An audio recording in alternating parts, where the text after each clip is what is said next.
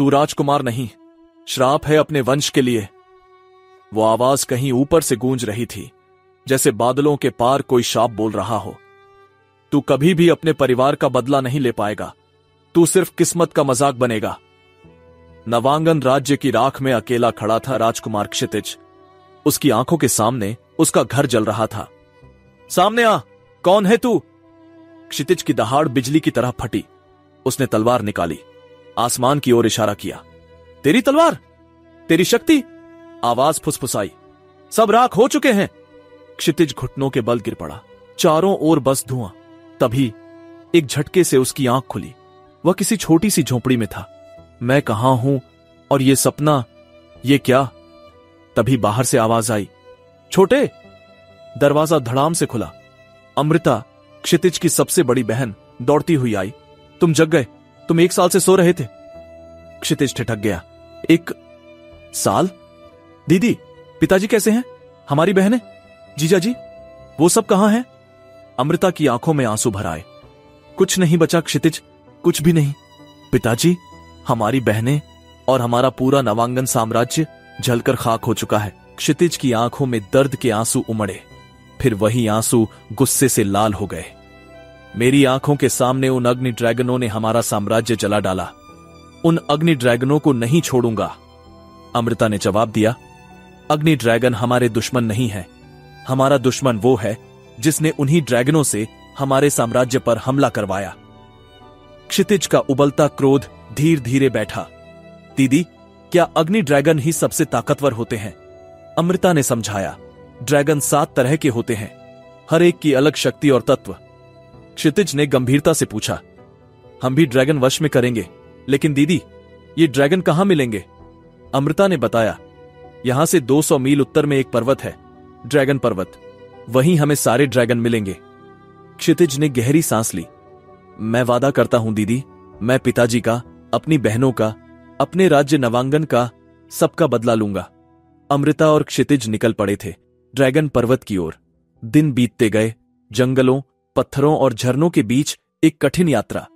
एक दिन पगडंडी पर अचानक किसी की हंसी गूंजी। हेलो!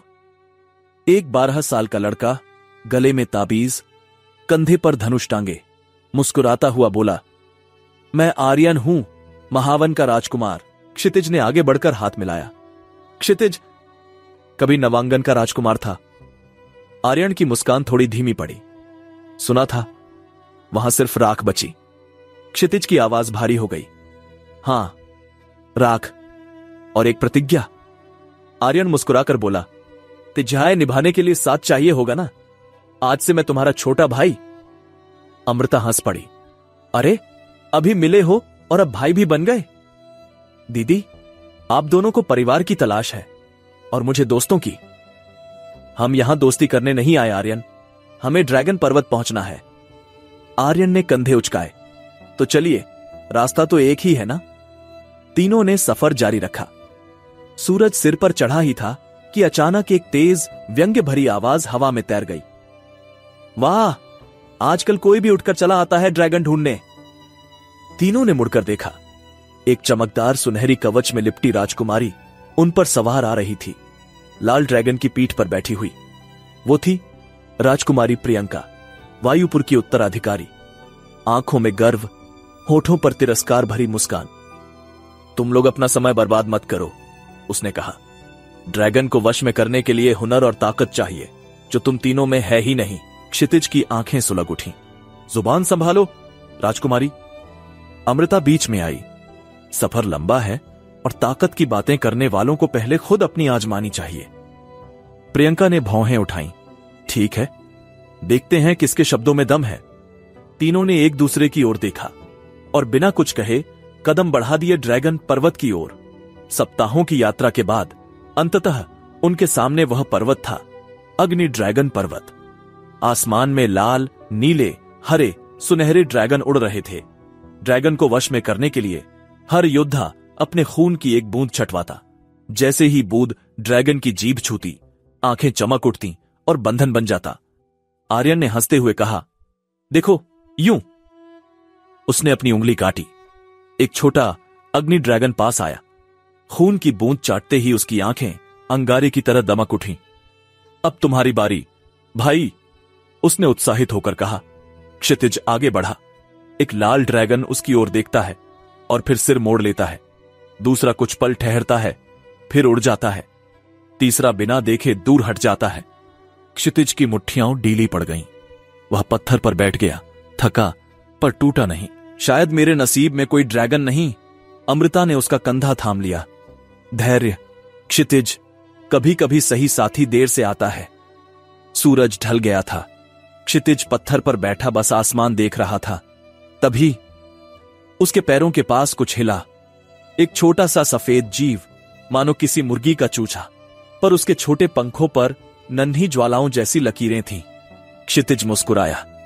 अरे, तू तो खुद बच्चा है, जा अपनी जिंदगी जी। वो बेबी ड्रैगन धीरे धीरे उसकी ओर बढ़ा। क्षितिज झुककर उसे उठाने ही वाला था कि वो पत्थर के पीछे छुप गया। क्षितिज हंस पड़ा। लो, अब ये भी भाग गया। थका हुआ क्षितिज वहीं पत्थर पर लेट गया। धीरे धीरे वही नन्हा सफेद ड्रैगन वापस आया।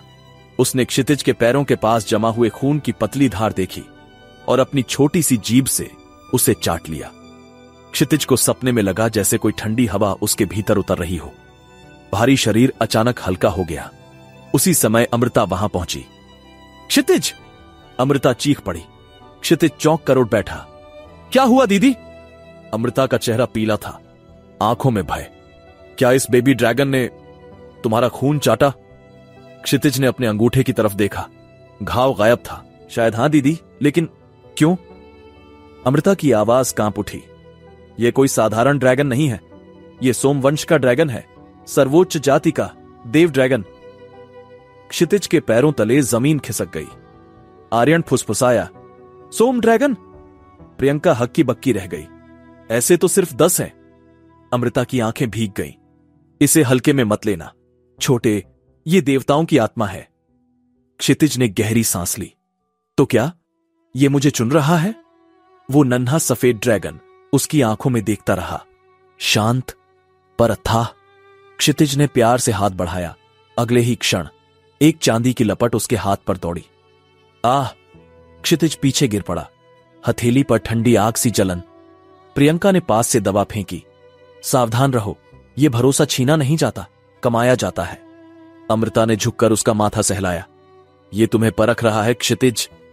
धीरे धीरे सब लोग अपने अपने कोनों में विश्राम करने चले गए।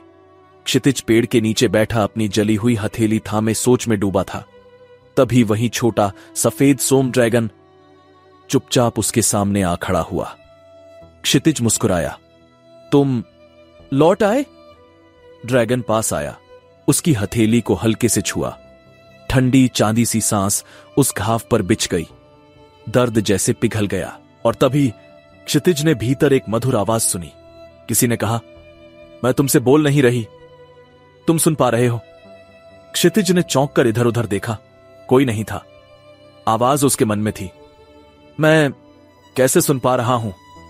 सोम ड्रैगन मन से बोलते हैं। वह आवाज फुसफुसाई। तुम्हारा नाम? मेरा नाम नहीं है। आवाज शांत थी। पर मैं एक लड़की हूं। क्षितिज हल्के से मुस्कुराया। तो फिर मैं तुम्हें एक नाम दूं? ड्रैगन और पास आ गया। कौन सा नाम तुम्हारे मन में पल रहा है? क्षितिज की आवाज भारी हो गई। मेरी सबसे छोटी बहन का नाम था राधिका। उसकी आंखों से आंसू बह निकले। क्या मैं तुम्हें राधिका कहूं? नन्हे सोम ड्रैगन ने अपना माथा उसकी हथेली से छुआ। क्षितिज की हंसी और रोना एक साथ फूट पड़े। वह घुटनों के बल झुक गया। राधिका, मैं बदला भी लूंगा, पर पहले न्याय को समझूंगा। तुम मुझे जल्दी नहीं, सही रास्ता दिखाना। राधिका ने पंख फैलाए और क्षितिज से लिपट गई। आसमान में हल्की नीली रोशनी फैल गई। क्षितिज की आंखें बंद हुईं और वह गहरी नींद में चला गया। अगली सुबह अमृता ने अपना थैला बांधा। मुझे महावन के बचे हुए लोगों तक पहुंचना है, उसने कहा।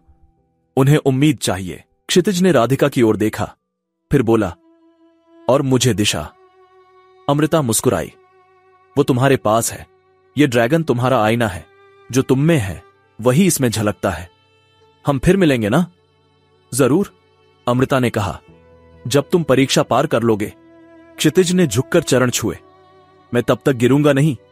कुछ दिनों बाद क्षितिज और राधिका आकाश की ओर देखते हुए चलते रहे। ड्रैगन अकादमी हवा में झूल रही थी।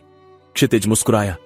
राधिका, अब हमारी असली परीक्षा शुरू होने वाली है। तभी सब कुछ सफेद हो गया। धुंध में फिर वही दृश्य उभरा, नवांगन जलता हुआ और फिर वही साया। सोम, ड्रैगन मिल गया। अब खुद को देव समझने लगे हो?